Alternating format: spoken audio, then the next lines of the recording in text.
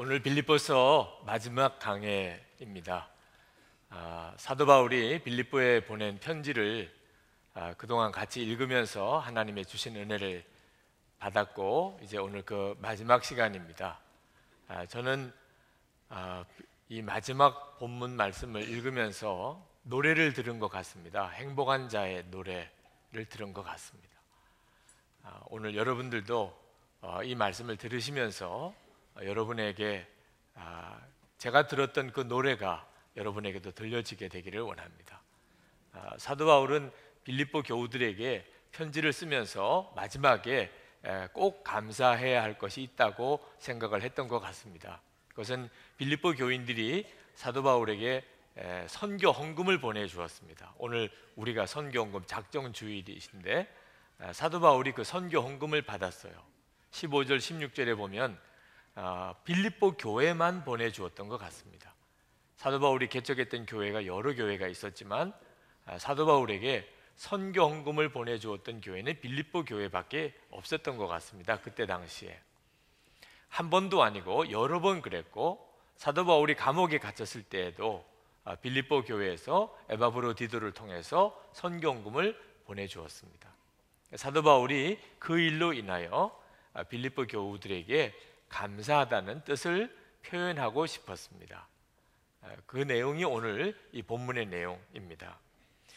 그런데 사도 바울이 그 일로 인해서 참 기뻤다고 그렇게 썼습니다. 10절에 보면 나를 생각하는 마음이 여러분에게 지금 다시 일어난 것을 보고 나는 주님 안에서 크게 기뻐하였습니다. 기뻤다고 그랬어요. 왜 기뻤을까? 궁핍한 가운데 있었습니다. 선교 헌금이 왔습니다. 당연히 기뻤겠죠. 근데 그게 아니라고 하는 말씀을 하고 계세요. 내가 궁핍해서 여러분이 보내준 선교 헌금 때문에 도움을 받았기 때문에 기쁜 게 아니라는 거예요. 늘 사도 바울은 이런 표현을 썼습니다. 그건 주님 안에서라는 표현이에요. 근데 이날 기뻤다는 표현도 주님 안에서, 나는 주님 안에서 크게 기뻐하였습니다. 그렇게 쓰셨어요. 자, 주님 안에서 기쁜 거는 어떻게 기쁜 건가 하는 것이 궁금하죠. 오늘 그 말씀을 여러분과 같이 좀 나누려고 합니다. 11절에 보면 사도 바울은 실제로 아주 궁핍했습니다. 그래서 빌립보에서 온 선교 헌금 때문에 풍족해지셨어요. 그건 대단히 기쁜 일이죠. 그렇지만 사도 바울은 그것 때문에 기쁜 건 아니다, 이렇게 말씀을 하시면서 이유가 사도 바울은 궁핍하게 살아도 만족할 수 있는 그런 법을 배웠다는 거예요. 그래서 궁핍해서 힘들다 그런 마음은 없었다는 겁니다. 궁핍한 건 사실이지만 궁핍한 가운데서도 사도 바울은 만족하고 있었어요. 그런데 헌금이 왔어요. 그래서 좀 여유 있어졌습니다. 그렇지만 사도 바울이 그 전에도 이미 만족하고 있었다는 말을 하고 있습니다. 자, 11절 하반절부터 보실까요? 나는 어떤 처지에서도 스스로 만족하는 법을 배웠습니다. 12절에 나는 비천하게 살 줄도 알고 풍족하게 살 줄도 압니다. 배부르거나 굶주리거나 풍족하거나 궁핍하거나 그 어떤 경우에도 적응할 수 있는 비결을 배웠습니다. 제가 이 부분을 읽다가 숨이 막히는 것 같은 감동을 받았습니다. 아니, 세상에 풍부하게 사는 법도 배우고 또 아주 가난하게 사는 법도 배웠다니, 도대체 그렇게 배우는 건 뭘 어떻게 배운다는 거죠? 배부르는 가운데도 나는 만족하고 굶는 가운데도 나는 만족하고, 그런 모든 일치의 비결을 나는 이미 다 배웠습니다. 여러분, 실제로 그렇게 되면 우리들의 삶의 문제 다 없어지잖아요. 지금 현재 우리가 왜 고민하고 왜 그렇게 힘들게 살고 왜 그것 때문에 그렇게 싸우고 그럽니까? 좋은 집에서 살고 싶어서, 좋은 차 타고 싶어서, 그죠? 대우 잘 받고 싶어서, 좋은 옷 입고 싶어서, 좋은 지위에 올라가려고, 좋은 학교 들어가려고 그래서 우리가 싸우고 그렇게 몸부림치고 고민하고 갈등하고 살잖아요. 그런데 풍부하게 살아도 만족하고 가난하게 살아도 만족하고 배가 불러도 괜찮고 심지어 굶어도 만족할 수 있다면, 그렇다면 뭐 우리의 인생에 문제될 게 뭐 거의 없어지네요. 그죠? 이건 정말 놀라운 일이잖아요. 사도 바울의 말씀을 묵상하면서 숨이 막히는 감동을 받았어요. 어떻게 그럴 수 있는 놀라운 눈이 열렸을까? 그 13절 말씀에 그 대답을 하고 계십니다. 나에게 능력을 주시는 분 안에서 나는 모든 것을 할 수 있습니다. 예수님 안에서라는 말씀을 또 이렇게 표현했습니다. 나에게 능력을 주시는 분 안에서. 예수님 때문이라는 겁니다. 사도 바울이 예수님 안에 거하는 법을 배우고 예수님이 사도 바울 안에 계신 것을 알고 예수님과 함께 동행하면서 사도 바울은 이제 모든 형편에 만족하게 사는 법을 배웠다. 예수님 한 분이면 충분하니까 이제는 환경, 여건 아무 상관이 없어졌다는 거예요. 이 13절 말씀을 묵상하다가 울었어요. 그동안 설교 준비하면서 여러 번 울었던 적이 있었지만 정말 그렇게 마음이 뜨겁게 감격했어요. 저는 이 13절 빌립보서 4장 13절 말씀은 여러분도 이미 다 잘 아는 요절입니다. 정확하게 빌립보서 4장 13절인 줄은 몰랐어도 아마 여러 번 들었을 거예요. 내게 능력 주시는 자 안에서 내가 모든 것을 할 수 있느니라. 부흥에 한두 번 참석하셨으면 다 들어보셨을 거예요. 그죠? 내게 능력 주시는 자 안에서 내가 모든 것을 다 할 수 있느니라. 유명한 성경 구절이고 다 한두 번은 들었던 구절이고 요절 중에 요절이기도 한 말씀이지만 저는 저에게 있어서는 노래로 들렸어요. 너무너무 행복한 자의 노래. 이렇게 행복할 수 있나요? 이렇게 행복할 수 있는 거예요? 부유한 처지에서도 만족하고 비난, 가난한 처지에서도 만족하고 배가 불러도 또 배가 고파 굶어도 나는 너무나 만족한 세상에 이런 행복한 사람 보셨어요? 그런 행복한 자의 노래예요. 황홀했어요. 이것이 바로 예수님을 정말 만난 사람 이야기입니다. 예수님을 믿으면 이렇게 믿으라는 거죠. 우리가 예수님을 그동안 믿는다고는 했지만 그렇게 믿지 못했다면 우리는 아직 예수님을 온전히 믿는 게 아닙니다. 우리 안에 오신 예수님, 나도 예수님 안에 거하면 그러면 우리도 사도 바울과 같이 동일한 고백을 하게 돼요. 그동안에 우리가 진짜 예수님을 못 만났기 때문에 우리는 외적인 조건으로 인하여 행복해버리고 무던히 애를 썼어요. 조금만 집이 더 좋으면, 차가 조금만 더 크면, 옷을 조금만 잘 입으면, 내 지위가 조금만 높아지면, 아이들이 좋은 학교 가면, 돈이 조금 더 많이 벌리면 그러면 더 만족스럽고 행복해지지 않을까 하고 끊임없이 내 소유, 주변 환경, 여건 변화시켜 보려고 애를 쓰고, 그래서 안 된다고 그래서 좌절하고, 그것 때문에 괴로워하고 열등감 느끼고 좌절하고 그렇게 살았어요. 예수님 만나지 못했으니까 그랬던 거예요. 예수님을 만나고 나면 이제는 환경, 여건 모든 게 다 어떠하든지 상관이 없어요. 사람이 어찌 배부른 차원과 굶는 차원이 같을 수 있겠어요? 그럴 수는 없지요. 그렇지만 예수님 그분이 나에게 주는 기쁨이 워낙 크니까, 예수님 그분이 나에게 차지하는 의미가 내게는 이제는 분명한 실제가 되었으니까 굶어도 굶은 것 같지 않고 배가 부른 것도 예전 같지 않단 말입니다. 여러분 모두에게 다 이런 은혜가 약속되어져 있어요. 어느 목사님이, 키가 아주 자그마하신 목사님이신데 사모님은 키가 굉장히 크신 분이에요. 이 두 분이 결혼한 이야기를 하시더라고요. 그 사모님이 결혼하기 전에 대학생 때부터 이미 결혼할 남자의 조건이 분명히 했는데 적어도 나보다는 키가 커야 된다는, 하여튼 키 큰 남자가 결혼 조건이었어요. 그런 이 사모님이 은혜를 받고 주님을 만나고 난 다음에 이 결혼 조건이 달라졌어요. 키가 커야 된다는 거는 똑같은데 이제는 그냥 육신의 키가 아니고 영적인 키가 커야 되겠다. 나보다는 적어도 영적으로 더 충만한 사람이면 그러면 육신은 이제 상관없다.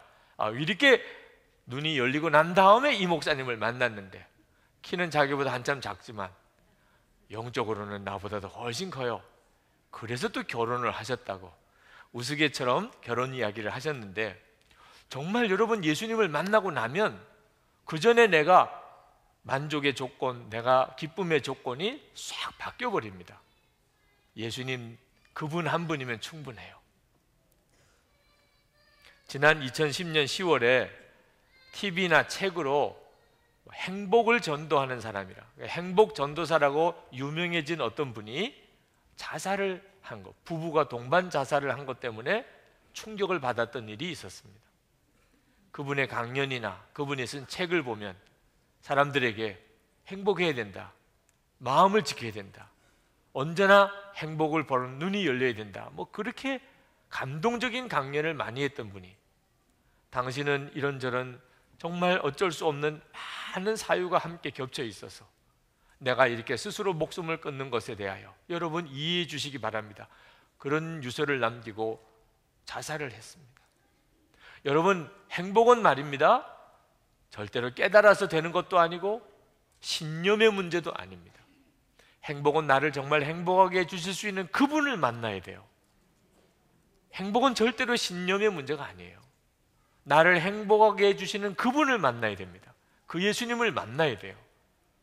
예수님은 이미 예수님을 믿으시는 여러분 안에 와 계십니다. 사도 바울과 같은 은혜는 우리 모두에게 약속된 것입니다.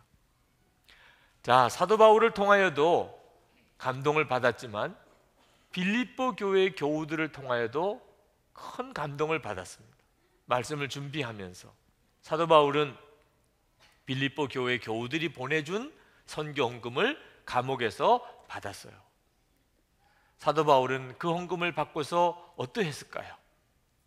저는 기도하면서 묵상할 때 울었으리라고 싶어요. 빌립보 교인들이 가져다 준 헌금을 받아들고 사도 바울은 울었을 것 같아요.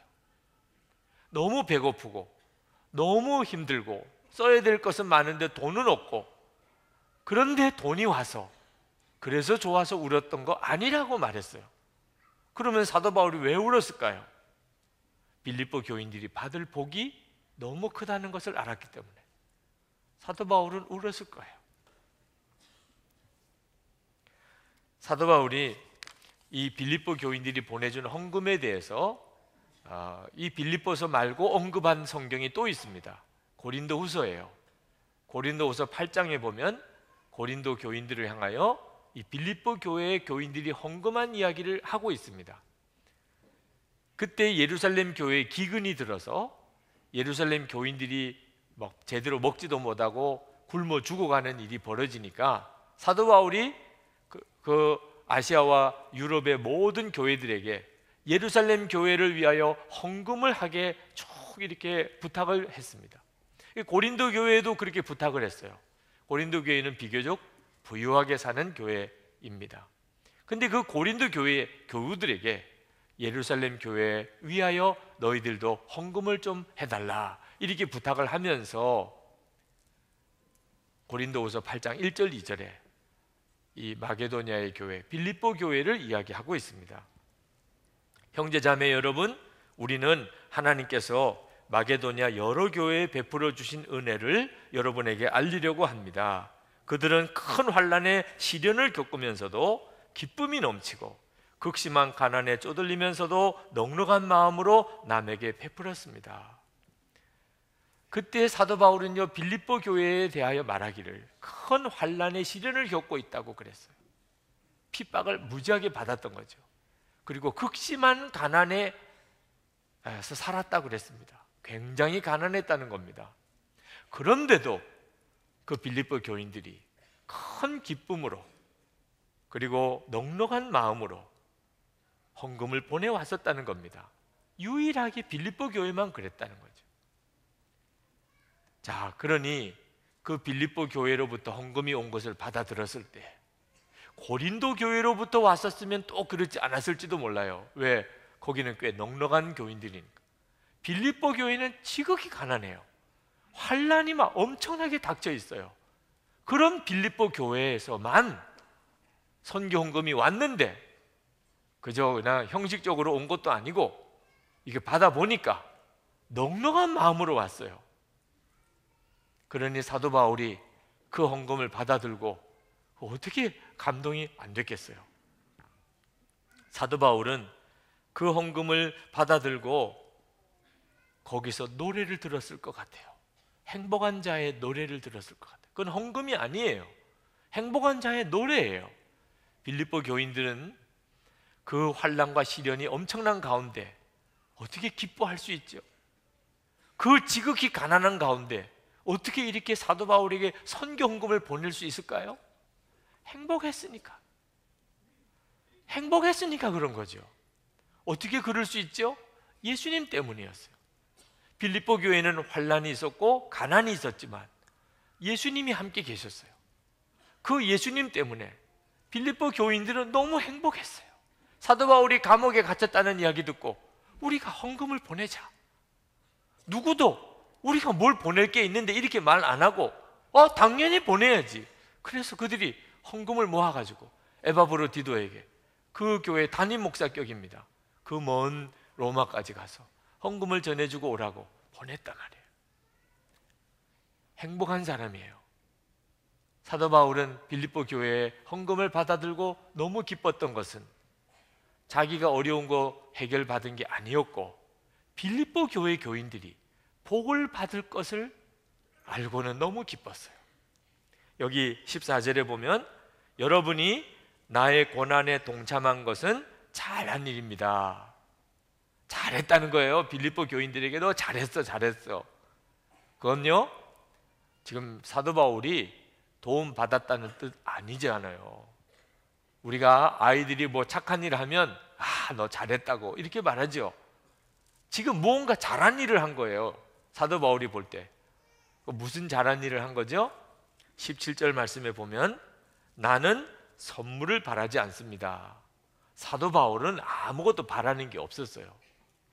그런데 나는 여러분의 장부에 유익한 열매가 늘어나기를 바랍니다. 빌립보 교인들의 장부에 유익한 열매가 늘어난 거예요. 이 사도 바울에게 보낸 이 선교 헌금 때문에 빌립보 교인들이 복을 받은 거예요. 그러면서 18절에 이렇게 말합니다. 나는 모든 것을 받아서 풍족하게 지내고 있습니다. 나는 여러분이 보내준 것을 에바브로디도로부터 받아서 풍족합니다. 그것은 아름다운 향기며 하나님께서 기쁘시게 받으시는 제물입니다. 사도 바울은 그 헌금이 자기에게 보내는 게 아니고 하나님이 받으시는 제물이라는 것을 깨달은 거예요. 하나님이 받으셨구나. 그러면서 19절에 이렇게 축복합니다. 나의 하나님께서 자기의 풍성하심을 따라 그리스도 예수 안에 있는 영광으로 여러분에게 필요한 것을 모두 채워주실 것입니다. 하나님이 여러분의 필요한 것을 모두 채워주실 것입니다. 지극히 가난했던 빌립보 교인들에게 이런 엄청난 축복을 사도 바울이 어떻게 그렇게 담대하게 말할 수 있었을까요? 알았어요. 사도 바울은 하나님이 그렇게 하실 것을 알았어요. 어째서 그랬지요? 사도 바울은 감옥에 갇혀 있습니다. 사도 바울은 그것 때문에 조금도 부끄러워하지도 않았고 주눅들지도 않았어요.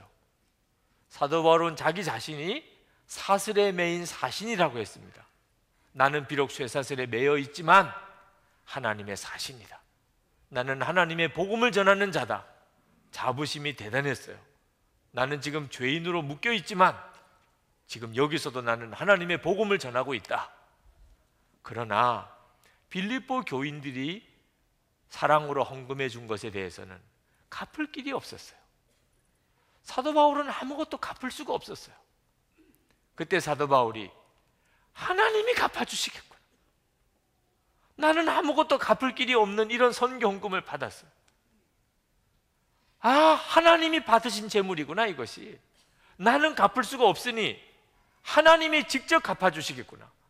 빌립보 교인들이 그렇지 않아도 너무너무 가난해서 사도 바울은 빌립보 교인들을 향하여 걱정이 많았는데 하나님이 빌립보 교인들에게 복을 주시려고 이렇게 하신 것이구나. 사도 바울이 너무 분명하게 믿어진 거예요. 그래서 너희 모든 필요한 것을 하나님께서 채워주실 것이라, 이렇게 단언한 겁니다. 고린도후서 8장 1절에 보면 사도 바울이 이 빌립보 교인들의 헌금에 대하여 이런 표현을 썼어요. 다시 한번 읽겠습니다. 고린도후서 8장 1절, 형제 자매 여러분, 우리는 하나님께서 마게도냐 여러 교회에 베풀어 주신 은혜를 여러분에게 알리려고 합니다. 사도 바울은 참 이상한 표현을 썼어요. 빌립보 교인들이 사도 바울에게 선경금을 보낸 일에 대하여 하나님께서 빌립보 교회에 베풀어 주신 은혜라고 말했어요. 여러분 정말 똑바로 정신 차려서 들으셔야 됩니다. 헌금한 것이, 선경금한 것이 하나님이 베풀어 주신 은혜라는 거예요. 그 교회에 하나님께서 빌립보 교회를 가난해서 건져내시려고, 그 빌립보 교회에 복을 주시려고 하나님께서 빌립보 교회로 하여금 선경금을 보내게 하셨다, 그런 뜻입니다. 여러분, 헌금에는요 이런 의미가 있어요. 헌금은 절대로 내가 넉넉해서 하나님께 드리는 거 아니에요. 절대로 그렇지 않습니다. 헌금은 씨예요. 축복의 씨앗입니다. 고린도후서에 그렇게 말씀했어요. 고린도후서 9장 10절 말씀을 보면 심는 자에게 씨와 먹을 양식을 주시는 이가 너희 심을 것을 주사 풍성하게 하시고 너희 의의 열매를 더하게 하시리니. 여러분, 이따금 우리가 선경금을 보낼 때, 또는 건축원금을 할 때, 또는 11조원금을 할 때, 또는 감사원금을 드릴 때, 내가 뭐 가진 게 없는데, 뭐 가진 게 없는데 어떻게 헌금해? 이런 생각이 들 때가 있습니다. 그러나 여러분, 말씀을 통해서 바로 깨달으셔야 돼요. 헌금은 가진 게 없으니까 차라리 하는 거예요. 아니, 가진 게 없어서 헌금도 안 하면, 그러면 씨를 심은 게 없다는 뜻인데, 그러면 도대체 언제 어디서 거두어서 그 가난에서 벗어나겠냐 말이에요. 언제 그렇게 벗어나겠어요? 심은 씨가 없는데 언제 열매를 거두겠냐 말이에요. 그러니 없어서 헌금을 못하는 게 아닙니다. 믿음이 없는 거예요. 빌립보 교회를 보면 헌금은 돈으로 하는 게 아닙니다. 돈으로 예수님과의 관계 때문에 하는 거예요. 기쁨과 행복은요 절대로 소유와 관련이 있는 문제가 아니에요. 예수님과의 관계 문제입니다.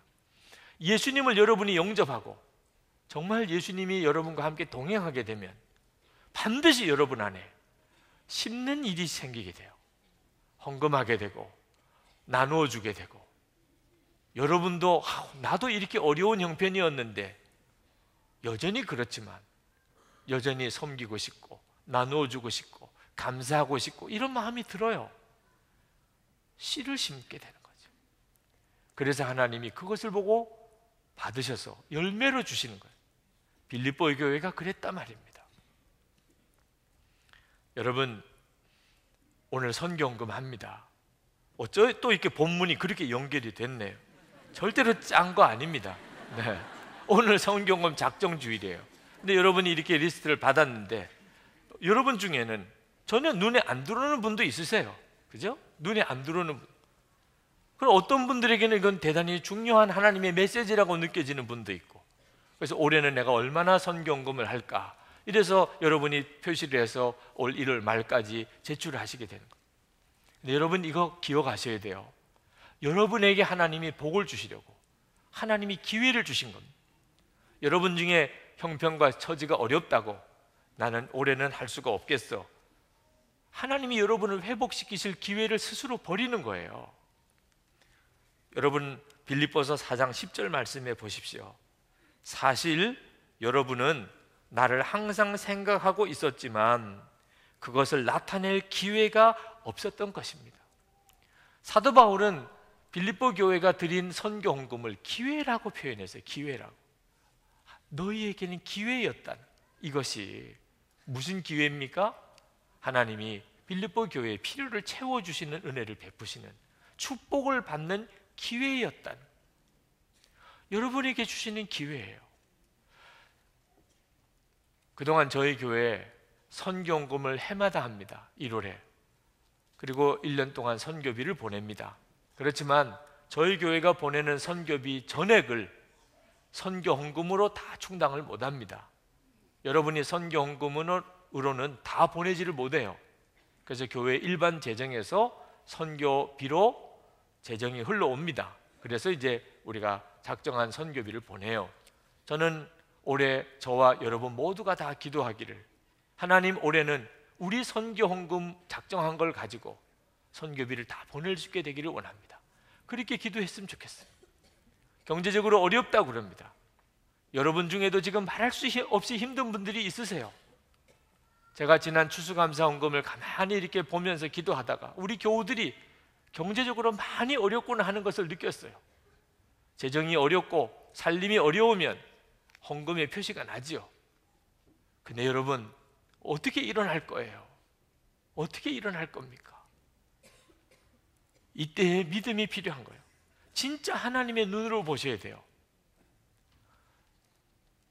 캐나다에 가면 캐나다의 토론토의 피플스 처치라고 하는 교회가 있습니다. 이 교회는 왜 유명하냐? 해마다 우리들처럼 선교헌금을 작정해요. 교회 일반 재정보다 선교헌금이 더 많은 교회가 되어서 유명한 교회입니다. 전 세계 선교사님을 500명을 파송한 그런 교회도 있더라고요. 엄청난 교회더라. 하나님이 주신 축복의 기회입니다. 여러분, 헌금하실 때 정말 마음의 기쁨으로 하셔야 돼요. 헌금은 행복한 자가 드리는 노래예요. 하나님께 드리는 노래입니다. 헌금이 부담스러우면 차라리 안 하시는 게 나아요. 헌금은 노래예요. 예수님으로 인하여 내 마음이 너무 기쁘니까, 그래서 드려지는 내 고백이에요. 여러분, 하나님께 드리는 헌금이 사람에게 하는 것만도 못하면 안 됩니다. 하나님이 어떻게 받으시겠어요? 내가 사람에게는 이렇게 하면서 하나님에게는, 이제는 예수님은 여러분에게 막연한 대상이 아닙니다. 실제이세요. 고린도후서 9장 7절 말씀을 보겠습니다.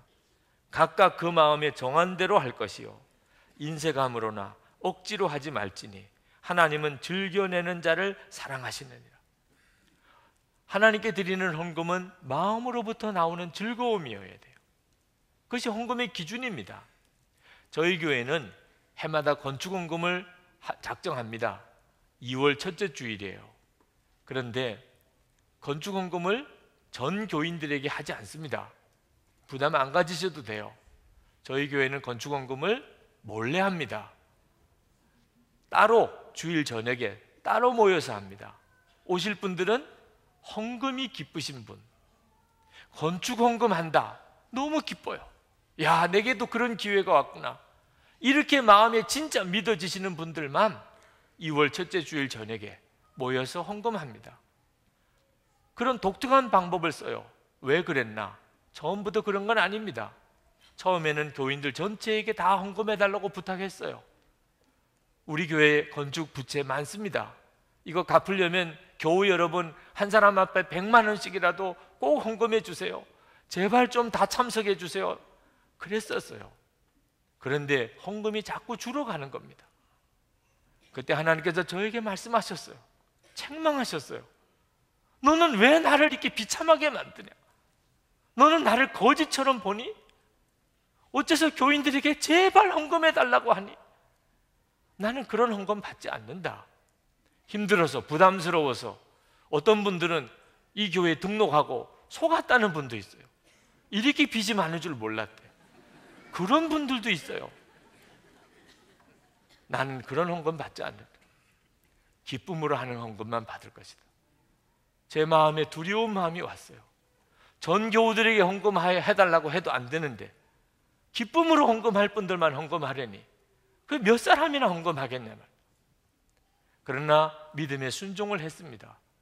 그리고 주일 저녁에 따로 모여서 정말 헌금하고 싶으신 분들만 모여서 헌금에 대해서 마음껏 말씀을 전하고 간증하고 그리고 기도하고 그리고 헌금했던 일부터 시작해서 우리 교회 건축 부채 원금이 상환되기 시작했어요. 그 해부터. 그전에는 이자 갚기도 급급했어요. 놀라운 일이죠. 역사는 주님이 하시는 거예요. 주님이 우리에게 복을 주시려고 하시는 것입니다. 여러분 명심하세요. 11조, 감사헌금, 건축헌금, 선경금 다 하나님을 하나님 되게 하시는 겁니다. 그러면 반드시 하나님이 역사하세요. 하나님이 돈이 없어서 여러분의 헌금을 요구하시는 거 아닙니다. 여러분에게 복을 주시려고 하심이에요. 이번에 다시 복음 앞에 집회가 끝났습니다. 결산보고 모임이 지난 금요일에 있었어요. 4,000명을 말입니다. 나흘 동안 먹이고 재우고 그리고 이 집회를 다 이끌어 갔어요. 그 예산 어디서 나옵니까? 아무것도 없었어요. 예산은 없었어요. 수입 예산. 지출 예산만 있었어요. 지출 예산만.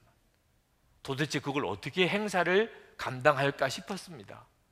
방법은 그저 헌금해 주시는 대로, 헌금해 주시는 대로. 결산 보고 2억 가까운 결산이 왔어요. 나흘 동안. 그런데 남은 돈이 5천만 원 남았어요. 이 5천만 원을 어디다 쓰는 게 하나님의 뜻이겠습니까? 그게 그날 모임의 중요한 안건이었어요. 여러분 참 이게 신기하고 놀랍지요? 하나님이 기뻐하시는 뜻대로만 하면 하나님의 필요한 재정을 채우시는 것이 지금까지 기독교 역사예요. 이것이 믿음이에요. 저와 여러분이 이 믿음의 실험을 해봐야 됩니다. 하나님이 기뻐하는 뜻대로 쓰면 하나님이 다 채우신다. 하나님이 기뻐하는가? 그것만 문제죠. 순회선교단 사역자들은 아무 소유가 없어요. 순회선교단에 들어갈 때는 재산이 소유가 제로여야 됩니다. 그들은 정말 아무것도 없이 살아요. 그런데 세상에 그분들처럼 부자가 없더라고요.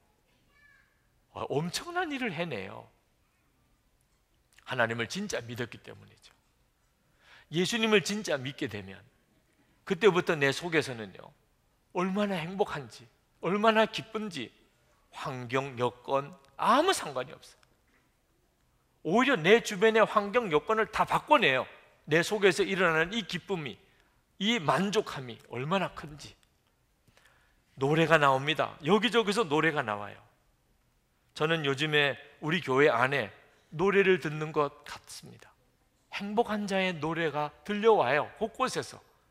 오늘 말씀에서 보면 사도 바울에게서 또 빌립보 교인들에게서 행복한 자의 노래를 듣지요. 저는 우리 교우들에게서부터 들어요. 24시간 예수님을 바라보면서 영성일기를 쓰면서 지난 1년 동안이 그랬고 지난 주간만 해도 그래요. 지난 주간만. 선한 사마리아인 교회 지금 급식 사역을 합니다. 너무너무 감동스러운 보고를 계속 들어요. 그런데 오늘 아침에 보니까 선한 사마리아인 교회 담임 전도사님 정말 피를 토하는 회개의 고백을 게시판에 썼더라고요. 제가 읽어보면서 눈물이 흘리더라. 그 전도사님의 피를 토하는 고백을 들었어요. 그 어려운 사람들 밥을 해 대접해 드리다 보니까 좀 성격이 별난 분들이 꼭 있으세요.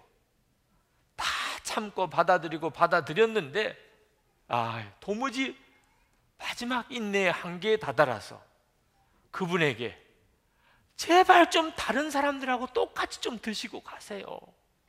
좀 유별나게 하지 마시고 제발 다른 분들하고 똑같이 좀 드시고 가세요. 그런데 그렇게 말한 것 때문에 괴로워서 이 전도사님이 막 견딜 수가 없어요. 왜 내가 그걸 더 받아주지 못했을까? 왜 내가 그분에게 그렇게 말했을까? 길거리를 돌아다니면서 마음이 너무 괴로워서 그 자책감을 그 게시판에 썼더라고요. 저는 그 전도사님의 고백을 통해서도 행복한 자의 노래를 듣는 것 같아요. 예수님과 동행하는 사람의 노래를. 주목자 사역을 하는 우리 젊은이 교회 주목자는 주님이 주목하는 자들을 뜻합니다. 그 주목자들을 섬기는 젊은이들, 그들이 식사를 같이 하는데 얼굴이 그렇게 행복해요. 예수님 기뻐하는 뜻대로 주님의 마음에 품고 섬기는 이들은 행복한 겁니다. 우리 부목사님 한 분이 영성일기에 이렇게 쓰셨어요. 점심을 먹고 급하게 사무실에서 상담이 있어 내려가는데 현관에 어떤 중년 남자분이 말을 건넨다. 여기 12시에 모임이 어디서 있나요? 순간 안내 데스크를 돌아보았는데 자리가 비어 있었다. 그냥 가려다가 전화기 들고 목회기획 사무실 사무국에 전화를 해서 장소가 예약된 곳이 있는지 확인했다. 아무도 모르신단다.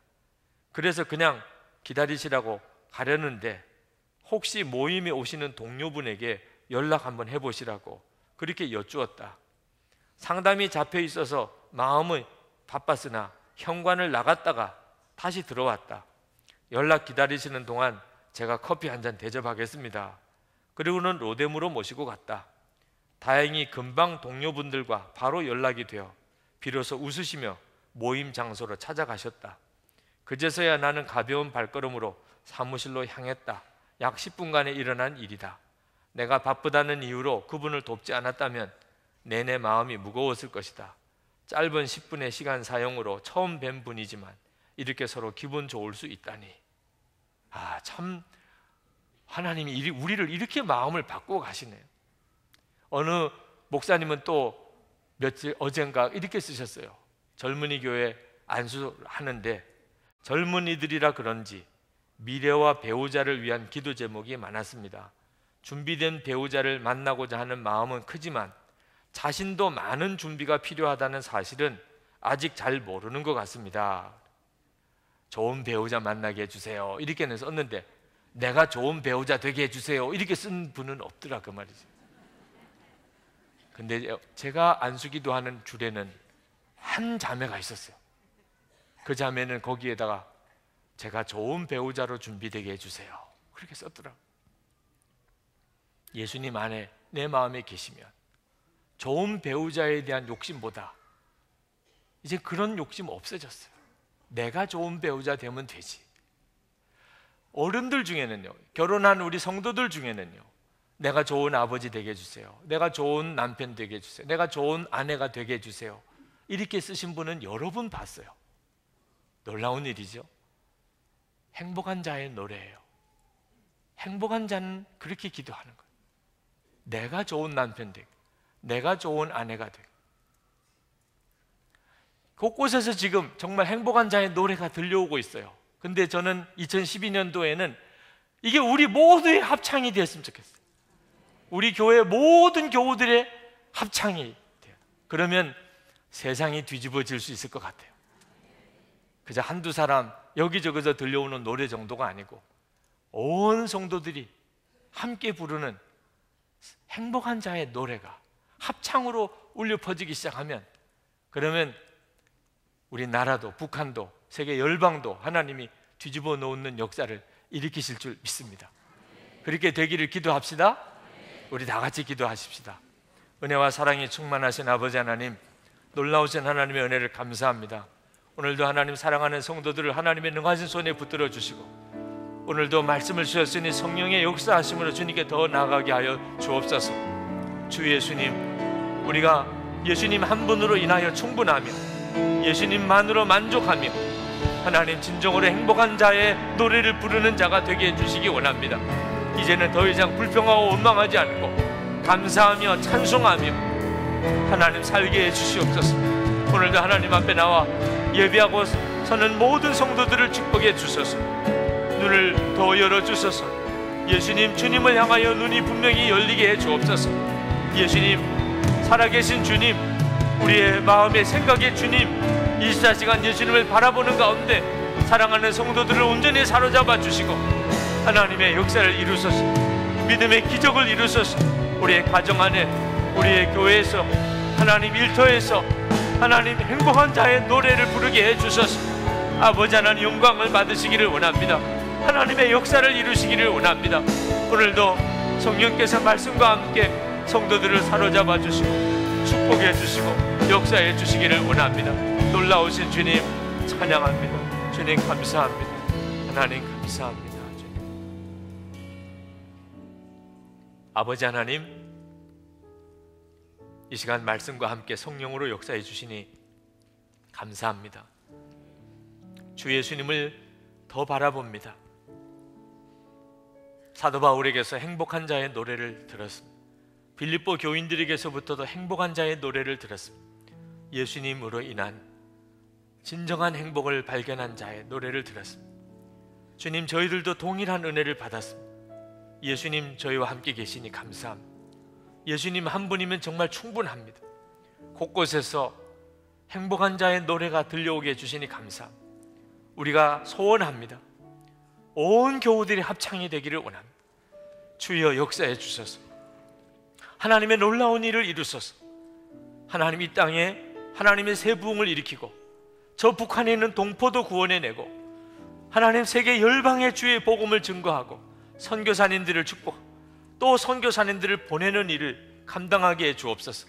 오늘도 예배드리는 성도들을 주님이 사로잡아 주소서. 심령의 은혜를 충만하게 해주시고 육신도 강건하게 고쳐주시고 가정 안에 회복을 주소서. 부부 사이에 자녀들과의 관계에 하나님 놀라운 회복을 주소서. 노래가 불려지게 하소서. 행복한 자의 노래가 우리 가정에서부터 일어나게 하소서. 교회 안에 일어나게 하시고 우리가 일하는 일터에서 하나님의 행복한 자의 노래가 일어나게 해주소서. 성도들의 기업을 축복하소서. 축복의 통로로 성도들이 쓰임을 받게 하소서. 주 예수님 감사합니다. 놀라우신 주님의 은혜를 찬양합니다. 예수 그리스도 이름으로 간절히 기도합나이다. 아멘.